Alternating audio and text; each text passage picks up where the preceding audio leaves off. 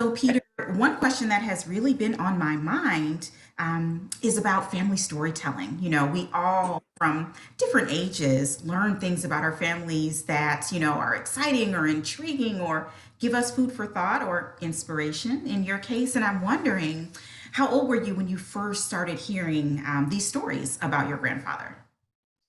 You know, it's a it's a really good question. I don't remember not knowing these stories, if that makes sense. So they must have been around for so long that before my memories really sort of coalesce. I remember though, um, it kind of took me until like high school. I was like, cool story, and then it wasn't really until college, I think, that I kind of had enough context and sort of mental sophistication and world, I don't, experience to kind of sort of realize, really sort of deeply think about what that story truly meant, what the implications of all those stories are. My grandfather is a very mythologized person, I guess is the right way in our family.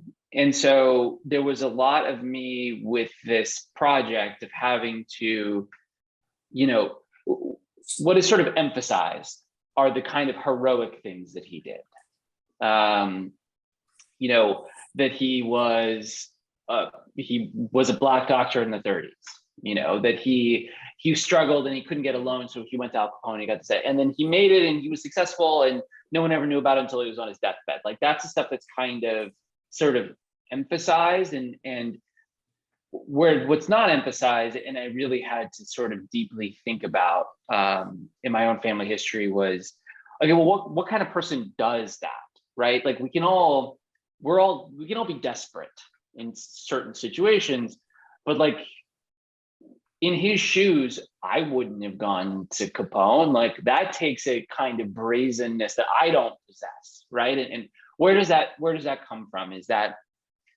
and why? And sort of really thinking about who he must have been, and sort of piecing together some of the implications of a lot.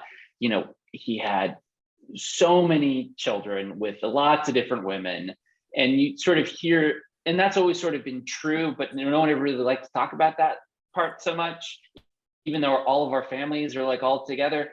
But it's like, well, what kind of man does that, right? Especially in that time period, and like when divorce is not, certainly not as acceptable as it is now. There were white women who, and again, even in the era, even in a city like Chicago that is more progressive than the rest of the country, like it's still like a borderline scandalous thing, right? And so like, but he had mistresses, and like so there was clearly like a hole in his heart that he could never truly fill.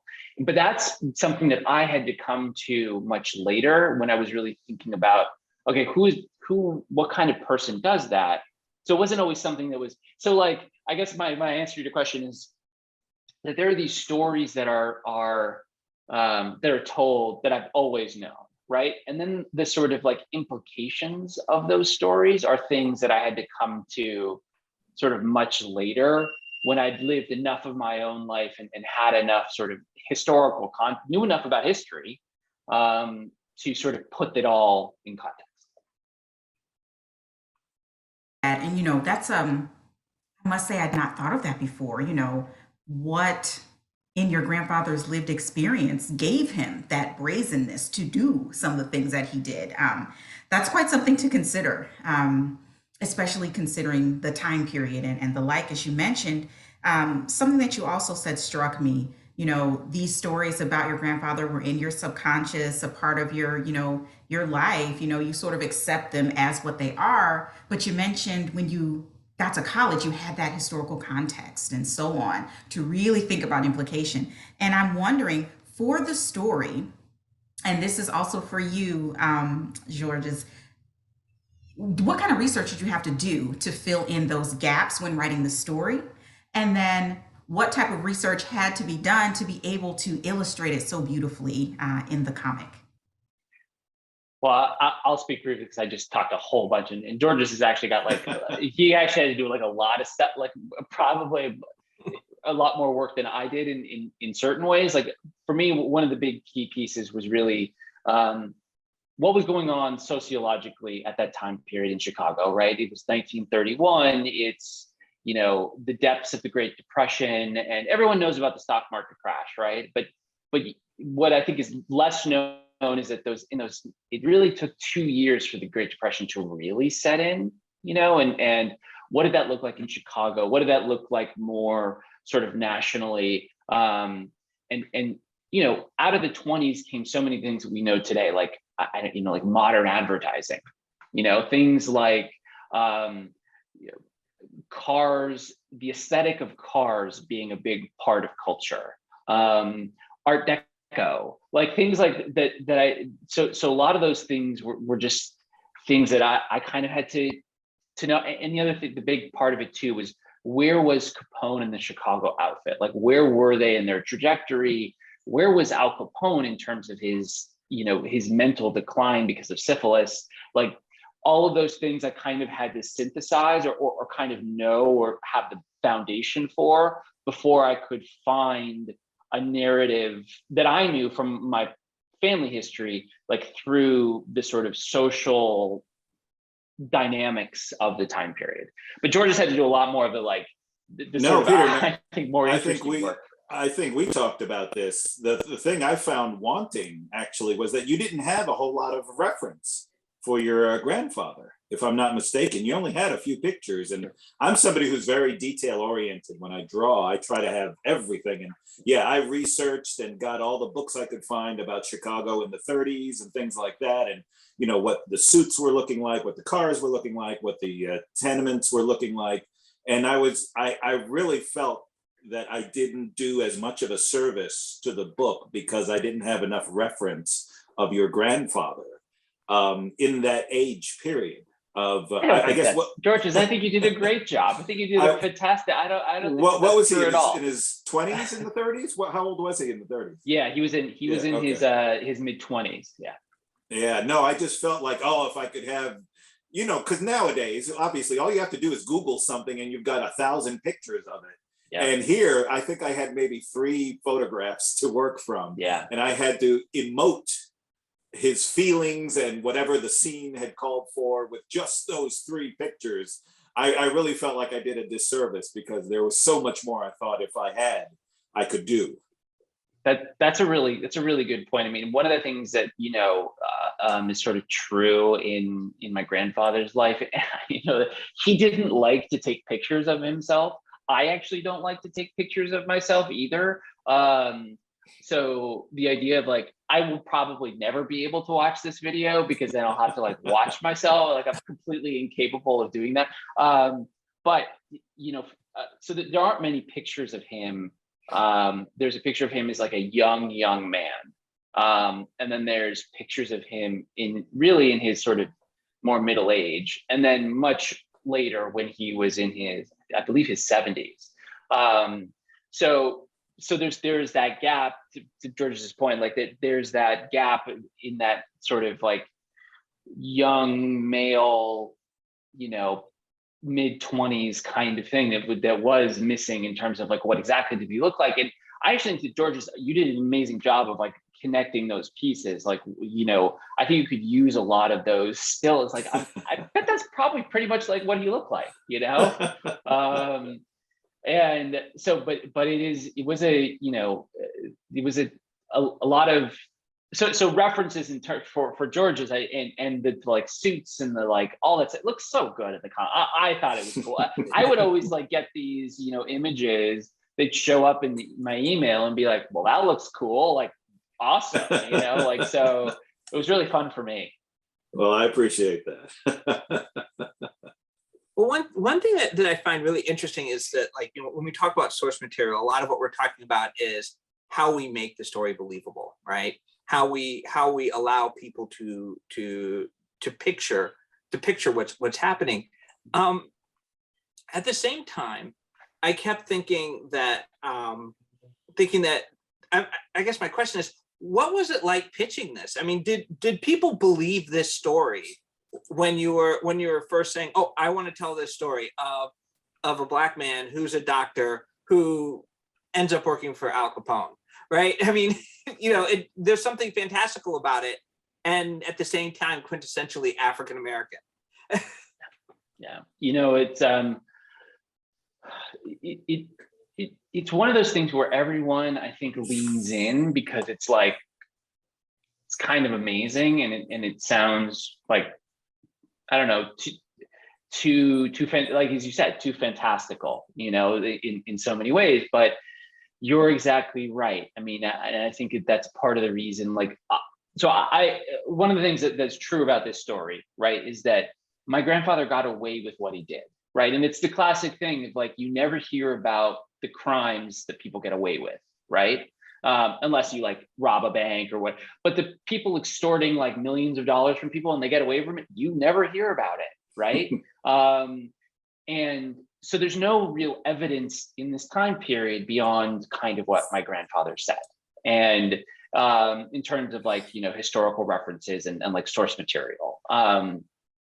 So it's, and yet, like there are these like elements to it, and I think you're exactly right. Like it is quintessentially American to have this story of this of African Americans who are not able, like who are in the shadows, right, and who are never like really even, especially in this time period. I mean, it's true today. It was more true back then. Of like, no one ever like considered them, and what they were doing.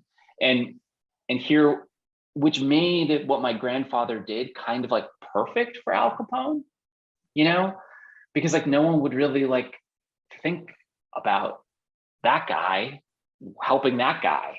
Yeah, well, he was under the radar for sure. Yeah. Right. And I find that element really interesting because it's you posited earlier, like what what has to be within you to do something that brazen. And I was thinking to myself, well, it's brazen on one hand, but it's also necessary. Like in that time, yeah. How else could he have made it?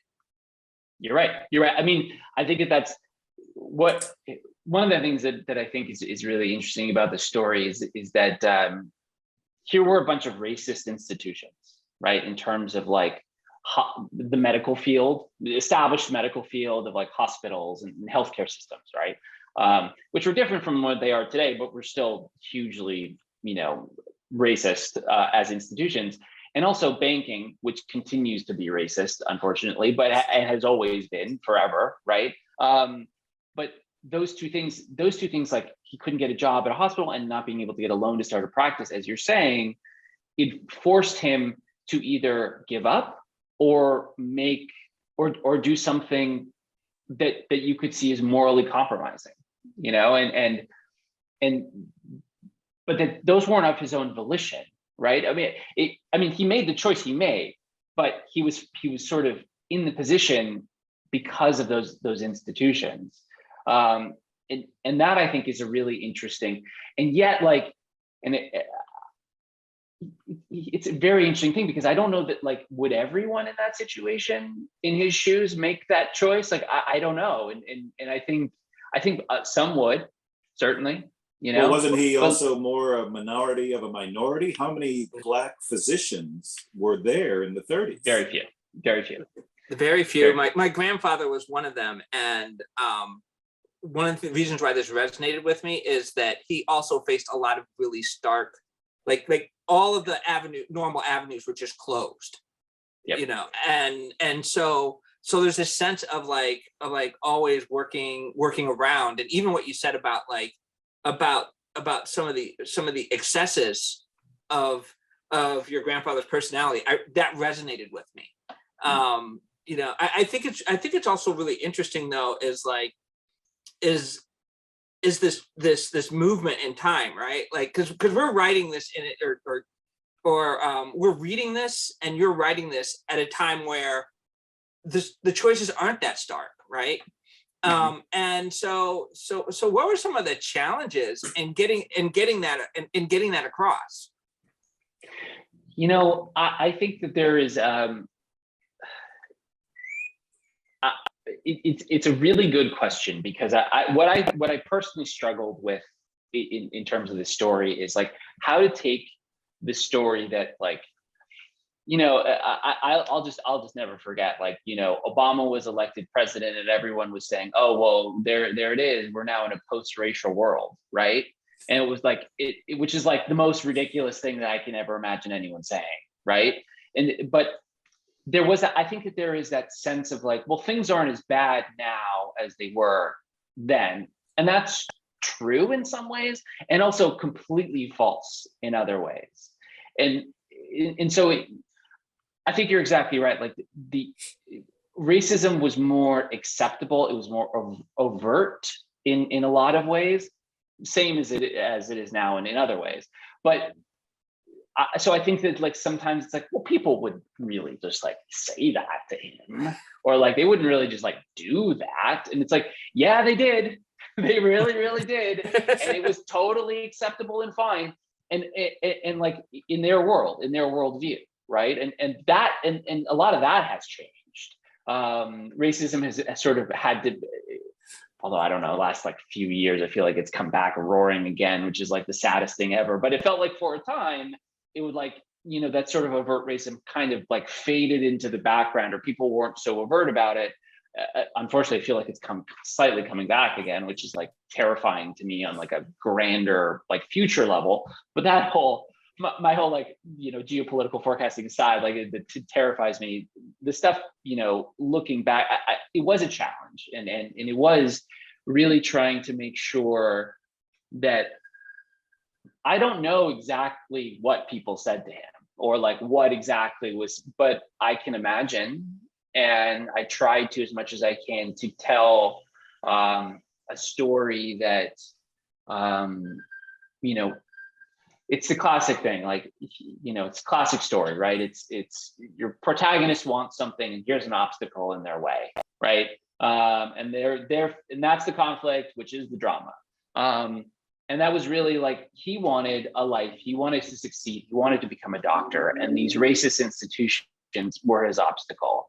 And then the next obstacle was the mafia, and the things that he had to do to sort of survive it.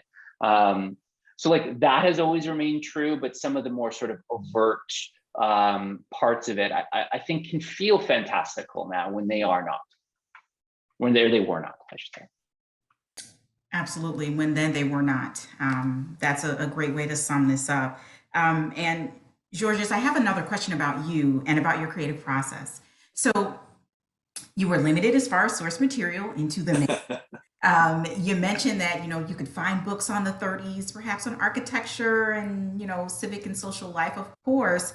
But knowing that you only had what you had to work with, did that alter your creative process at all? And could you kind of walk us through, because to me, I don't think you did any disservice. I think the imagery was outstanding. The colors were striking. I find myself as a Chicagoan looking through it like, okay, well, they're under the L tracks over there, probably Bronzeville, but knowing what you had to work with, just outline a little bit, if you could, the process of getting it onto the page. Well, yeah, probably the most interesting thing about this book, and certainly a first for me, was this is the first time I had done a book where it wasn't inked.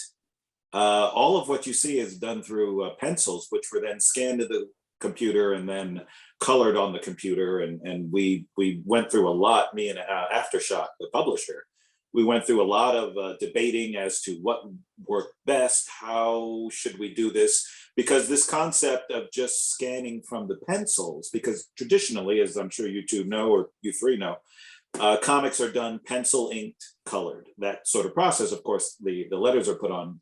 But that process here was limited because, of course, we were a small book. There wasn't a whole lot of money. It's the same old story that everybody has. Hey, wherever we can save money is what Aftershock was trying to do. So they said, you know what, your stuff looks so, I guess, finished. We don't necessarily need to ink these, and thereby not necessarily need to pay an inker and not have to incur that cost. And I was very skeptical about it. I love, because I'm such an old school comic collector, and I have comic art from older artists and whatnot, and I love that process and seeing it on the page. I felt this was something where, no, it's going to look awful, because I've seen a lot of the way people are doing it. Everybody thinks that once Photoshop came around, that this was the magic wand that helped everybody artistically, and now we don't need anything but a Photoshop in order to create, which is not true. And I was really going in it with that mindset. And after a few sort of tries and errors here and there, I actually thought it looked kind of good, because the type of story, again, since it's an older story, I thought, okay, well, this will fit, because it'll give you that sense of just having a past. Like, this isn't something current, it's more in the past. I quickly thought, well, in 20 years, when somebody's reading this, and Peter, I do feel that in 20 years, somebody is still going to be reading this. They'll probably look at it and say, oh, wow, this looks like it was printed in the 40s or the 50s or something like that. I would Not love that. That would be so cool. Yeah. So given that, I was a little more convinced about doing the pencils and sans the inks. And from there, the colors, I thought, had to be very muted. They had to sort of vibe with the times, as opposed to the special effects that we can do in colors now. And I was always very adamant of saying, when we're in the 70s, because of course the book takes place primarily in the 30s, but it also jumps around from the 70s and I think in the early 1900s, that we should have a distinctive color look for that. And while I don't know if we succeeded 100% in that, I do feel we kind of reached that plateau. When we're in the 70s, it does kind of have more of a, I hate to say, a more progressive feel, as opposed to being in the 30s, where we spend most of the time in our stories. So given all of that, and this is just a long-winded way of saying, I actually was very proud of the way things came out. When I went into this project, extremely skeptical, not about the story, but about how it was going to be produced. Do you do all your pencil work with old-fashioned pencils, or do you also do some of your work digitally? Yeah, I don't know if it's right to say, but I'm celebrating over 25 years in this business. So I've started with the pencil to paper, and I have to say, I've gotten so prolific. Everybody keeps saying, oh, if you do it digitally, you can go a lot faster. And I've been doing it so long, I'm sitting here going, how much faster could I go, when I do feel like I'm already fast enough and I can keep my deadlines? And it just seemed to me that everybody was saying we're using the digital format to draw comic books as a way of expedience. And in all honesty, I find I can get this much done doing the exact same thing and not have to do digital. So I've kind of stayed in that realm. Okay. I understand, and I'm not against doing digital comics. I just don't feel, whereas I've always wondered when people say that I need to finish this quick, or I have a deadline. I'm always wondering, well, isn't this your job? What, you don't have to go somewhere else to do something else. This is what we do all day. And I'm always wondering what that person does who says they have to finish so quickly. I actually have a question. This is not related. This is more related to sort of illustration in general, I suppose. But in when you're drawing, like, do you have? Because for me, like, a lot of what will happen is I'll get, I'll write a page, I'll write 5 pages, I'll finish the comic, and then I'll go back and be like, by page 18, I really could, because of page 18, I should go back to page 3, and like, oh, that was 6 panels. I could probably make it 4 panels, and like, and I'll sort of mess with things once I can kind of see the whole thing in its total. Like, once I really know what that issue is, then I can kind of like look back and be like, okay, well, I don't need that, or oh, that doesn't make any sense, I need to explain. Does that happen for you? I mean, do you get to a place where you're like, oh, that one panel on page 3, once you're sort of like you're like, before I turn it in, I'm going to redraw it. Does that happen? Well, I'm old school also. I think a lot of what's being taught in comics today is how beautiful they can look on the page. But in essence, comics isn't about the pretty pictures, it's about the storytelling. And that storytelling is about pacing. And that pacing is about knowing what you're trying to say and how many beats you have in order to say that, whatever it is you're saying. And that's when I read, like, for example, when I was reading your scripts for the book, I was really looking for the beats and I was looking for the pacing of the story. And then I'm sure I suggested it if it came up, but I always try to suggest to the writer, hey, we might be able to help ourselves here a little bit by putting, a few more panels or taking away a couple of panels, or that splash page you have might be better serviced on another page, type of a thing. Yeah, sure. So I'm in service of the story. I'm not in service of my ego. I don't have to have everything look so pretty. I would rather service it and actually have a good story than to say having 20 pages of incredible artwork that, I spent hundreds of hours on and whatnot. Right. I'm kind of curious about, you mentioned that you've been doing this for 25 years, which means that you're in your second century. I know I can get one of those classic license plates now. But what's it? I mean, but I know in my research I've documented changes over that period of time in terms of what it was like, or what it's been like to work as a comic creator of color. What has that journey been like for you? Well, I think the beauty of that, and something that's probably more related to comics than most other mediums, was back in the day, nobody cared. Nobody knew about race or gender because you never saw that person. A lot of it was either you lived in New York and yes, you went into hypothetically the Marvel offices or the DC offices and you turned in your work. But for the most part, I've had stories, I've talked to George Perez among many people, and he would say, yeah, nobody really knew I was Spanish. They assumed I was because of my last name, but nobody knew because nobody ever saw me. They weren't there to put that, if that's what it was going to be, put that stereotype of, oh yeah, that's the black guy, or oh yeah, that's the Spanish guy. It was never that, because comics were about what was on the page rather than who was drawing the page. So I think now that comics have become more of a mainstream, there's that celebrity aspect of it all that you tend to put a face to the name, very much like music.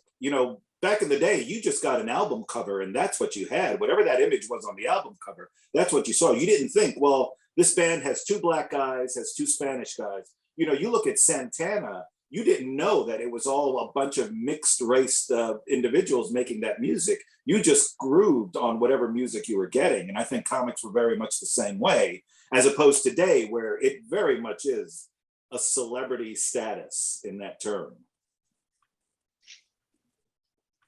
And I think, I think that's one thing that's really interesting, especially with a story like this, and you guys and the two of you working together.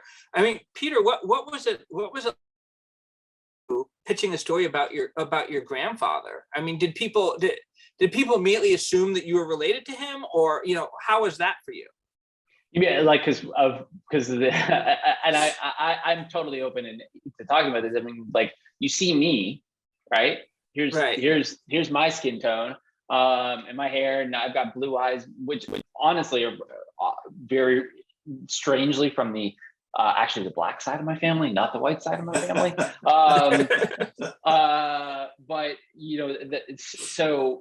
but it is, and you look at my sister, and like immediately everyone is like, oh, I can see how that his sister is black, but look at Peter. It was just, I mean, genetics are weird that way, I guess. But I think there was a lot of people who sort of are like, we really? But what's interesting, I found most is that the people who tend to sort of question it, or I'll put it this way, most Black people I've ever met will never question it.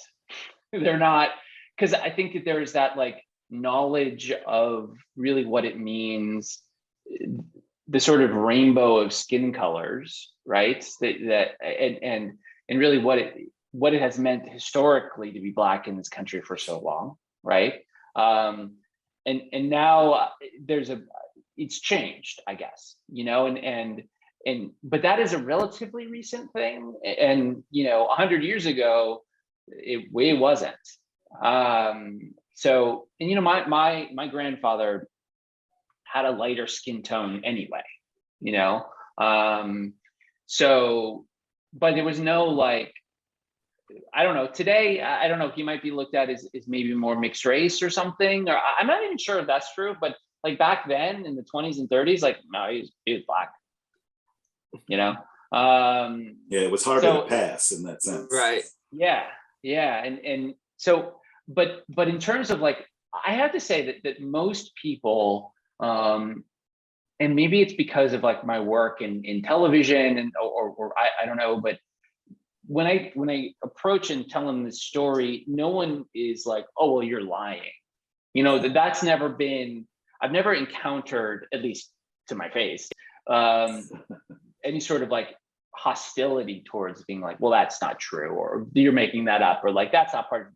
Because all it would take is like me showing a photo of our family reunion, and like there's no, like my uncle died in 2003, my dad's half brother, and was one of actually my grandfather's first children, and we all got together for his memorial, and the photo is amazing because my grandfather had all the children, 4 different women, and 2 of whom were white, 2 of whom were black, and they've all had so many huge families. And like, so it's just like, there's just this spectrum of color stemming from him. That's a really, so you were like an old United Colors of Benetton ad then. Kind of, not as attractive, but skin tone wise, I suppose. Yeah. Yeah, that is also very much so American. Yeah. And we see it quite often in our families of color for sure. Just a question here about sort of a summative question about the book. Is there a goal or something you intended for audiences to take away when you were done? What's the message, the hope, if there was one, or just looking to get the story out there? I guess it's something that we kind of talked a little bit about earlier, which is that there's just this invisibility to so much of historical figures because of the color of their skin, and so much, and there's so many, and by the way, and not just skin color, definitely, but also gender. Historical women who have been forgotten or were only mentioned sort of in passing as like, the wife of so and so, like don't even know their names. Like those things are that's very real, and it's something that I hope I think is changing. But on the one hand, it's like Georgia was just saying, like there's a certain amount of like, I just want people to be entertained, is the story good on a sort of basic level, right? Are you going to root for this protagonist to get what they want? And if it's kind of those sorts of things are met, then I'm happy. And if we can add or reflect anything back on our society and the things that are going on. And the big one is, and this is still so true today, like I was talking about before, it's the racist institutions and how, and I think that a lot of people don't really understand how insidious those institutions are. And so trying to tell a story where the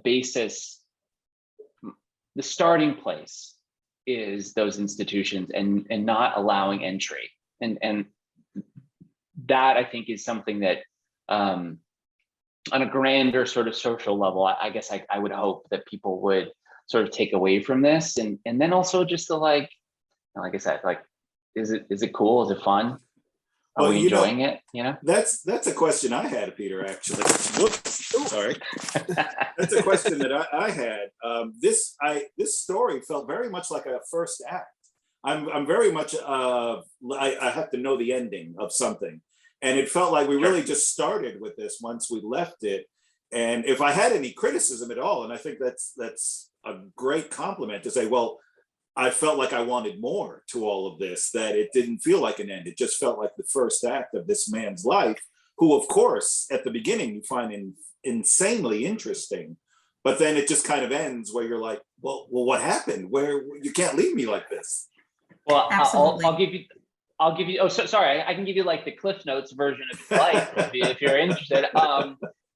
He, you know, he was in or affiliated with the mafia until World War II, and for basically the entire decade until through when Al Capone was arrested, Frank Nitti taking over and sort of running the Chicago outfit, and was where he was because he couldn't get out until World War II came around, and the social upheaval and him enlisting in the army was, and that's what kind of motivated him to enlist in the army, was his way out. He was in the army as a doctor.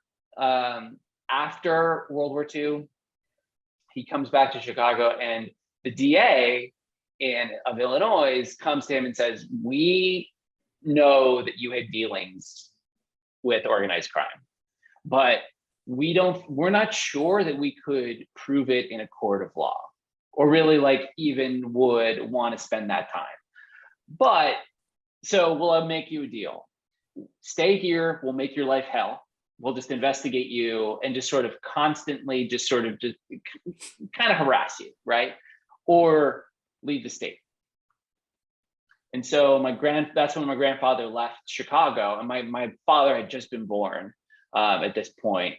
And they moved to Wisconsin, where to a rural part of Wisconsin, which starts the next chapter of my grandfather's life, in which he was a rural doctor for a almost exclusively white community.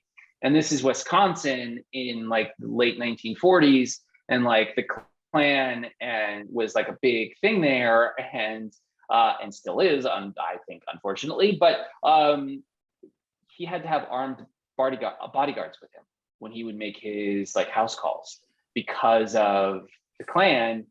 Until, of course, and this is where like race in America gets so complicated and so sort of nuanced, that he had those bodyguards, but he didn't need them for that long, because then he got sort of ingrained in the community.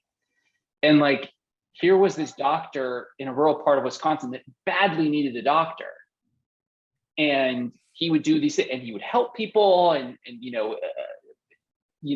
mend the sick and all this stuff. And so he was seen then as a valuable member of the community.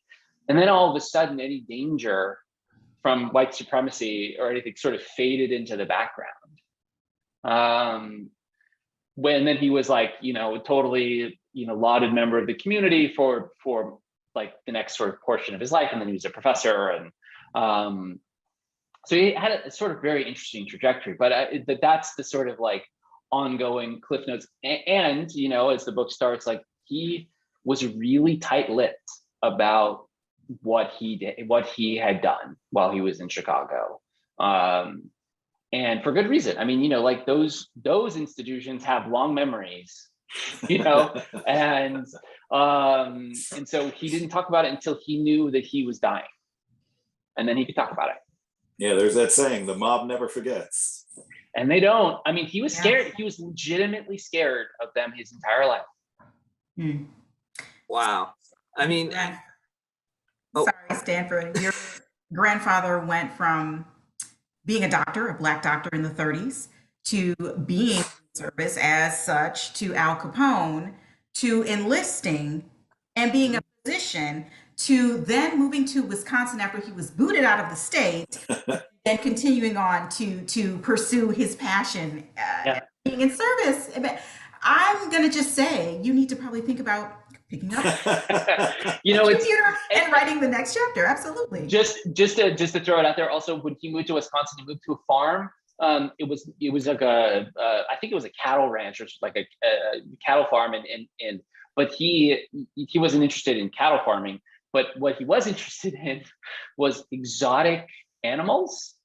And so there were all kinds of like he had ferrets and he had wolverines at one point.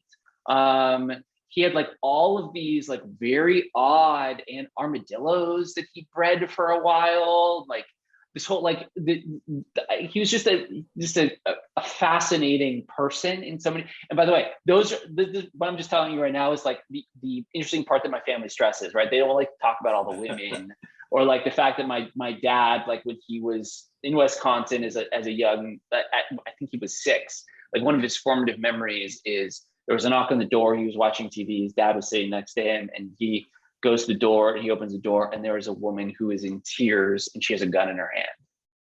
And he was like, 6 years old. He's like, I don't know what, he didn't know what he was in the middle of. And he sort of turned and said, Dad, there's a woman with a gun. And then it was like, and then my grandfather was like, oh my God. And like went outside, and there was some crying and yelling and whatever. And then he came back in and that woman was gone. And my dad never heard from. Not long after that is when my grandmother divorced my grandfather. But I think that like no one wants to, and it was really, I had to sit down with my dad and really talk to him about his dad in like a real way, and really hear those stories and that he's my grandfather is so fascinating, like super interesting, fascinating. And then there's those parts of him that are not, he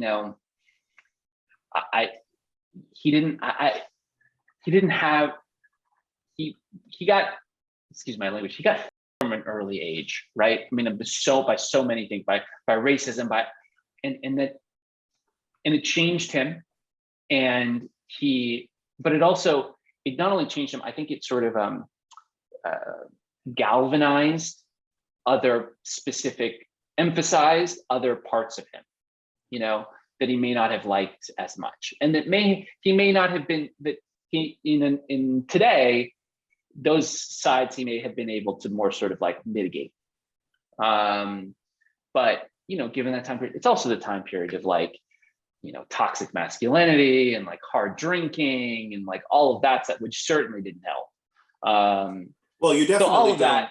You don't deify him in the book at all, for sure. No, you don't make him out to be a saint. That's for sure. Good. I really tried hard not to, because I really just wanted to be like, this is who I think this man had to have been to do the things that he did. And really that, and also that like, I don't want to read a story about like some goody two shoes who just does everything awesome. Like that's not interesting, I thought the story was excellent. Well, thank you. I would be interested in hearing the next chapter. Just hint. But are there things that you all have upcoming that you want to share? New projects, anything you want our audiences to know about? Georges? Well, I'm thankfully I'm still working in the business. It's funny, every time I do a project, I always think, well, that's it. They don't want me anymore, because you're a freelancer and you jump from project to project to project. So you're always playing leapfrog, and you never know if you're going to land in a productive area again. But thankfully, yeah. Strangely enough, I went from doing Shadow to doing Star Wars. So I'm doing some Star Wars at Marvel right now, and super cool. I've been doing it, for the last year or so. And again, it's all freelance, but I've been doing little projects here and there, and they seem to like what I'm doing and keep asking me back. So for the foreseeable future, at least until the end of the year, I'll be doing Star Wars stuff. Cool. I mean, what else could you ask for? That sounds great. I know, that sounds awesome. Absolutely. But historically, funny enough, Peter, isn't the first time I've actually done anything Black historical. Some years ago, back in 2008, I did with John Ridley, who's a director, writer, he did a book called The American Way, which was a period piece as well. And it basically told the story of the first Black superhero in a fictionalized way. It doesn't have any historical content to it, but it was very much a period piece. And I was really trying, I had pangs of familiarity, and I'm very much one of those, I like to put things in the background.